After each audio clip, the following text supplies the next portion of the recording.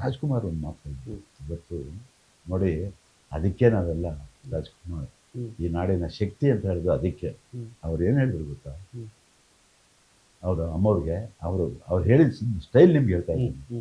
ಪಾರ್ವತಿ, ಗೋಕಾಕ್ ಚಳುವಳಿಗೆ ನಾವು ಹೋಗ್ತಾ ಇದ್ದೀವಿ. ಕನ್ನಡದ ಹೋರಾಟ ಕೇವಲ ಯಾವುದೋ ಒಂದು ಸಭೆಯಲ್ಲಿ ಹೋಗಿ ಒಂದು ಬಹಿರಂಗ ಸಭೆಯಲ್ಲಿ ಮಾತಾಡಿದ್ರೆ ಅದಾಗದು.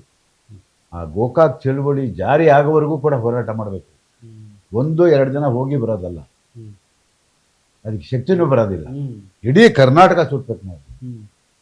ಇದು ಹೋರಾಟ, ಅದು ತೀರ್ಮಾನ ತಗೊಂಡೇ ಬಿಡಿ.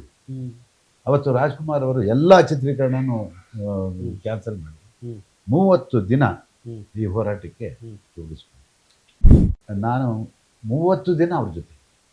ಅಂಬರೀಷ್ ಅವರು, ವಿಷ್ಣುವರ್ಧನ್ ಅವರು, ಆಮೇಲೆ ನಮ್ಮ ಶಂಕರ್ ನಾಗ್ ಅವರು, ಅನಂತ್ ನಾಗ್ ಅವರು, ಇವರೆಲ್ಲರೂ ಇವರೆಲ್ಲರೂ ಅವ್ರಿಗೆ ಬಿಡುವಾದಾಗ ಮಾತ್ರ ಬಂದು ಸೇರ್ಕೊಳ್ಳೋದು. ಅವ್ರಿಗೆ ಚಿತ್ರೀಕರಣ ಇರ್ತಲ್ಲ, ಅದಕ್ಕೆ ಅವರ ರಾಜ್ಕುಮಾರ್ ಒಂದು ಹೇಳ್ಬೋದು ನೋಡಿ, ಯಾವುದೇ ನಿರ್ಮಾಪಕರಿಗೆ ತೊಂದರೆ ಆಗ್ಬಾರ್ದು, ಆ ರೀತಿ ಹೋರಾಟ ಮಾಡಬೇಕು. ನಾನಂತೂ 30 ದಿನ ನಾನು ಎಲ್ಲವನ್ನ ಕ್ಯಾನ್ಸಲ್ ಮಾಡಿ ಇದಕ್ಕೆ ಬಂದಿದ್ದೆ. ನೀವು ನಿಮ್ಮ ಪ್ರೊಡ್ಯೂಸರ್ ಪರಿಸ್ಥಿತಿ ಏನೋ ಗೊತ್ತಿಲ್ಲ.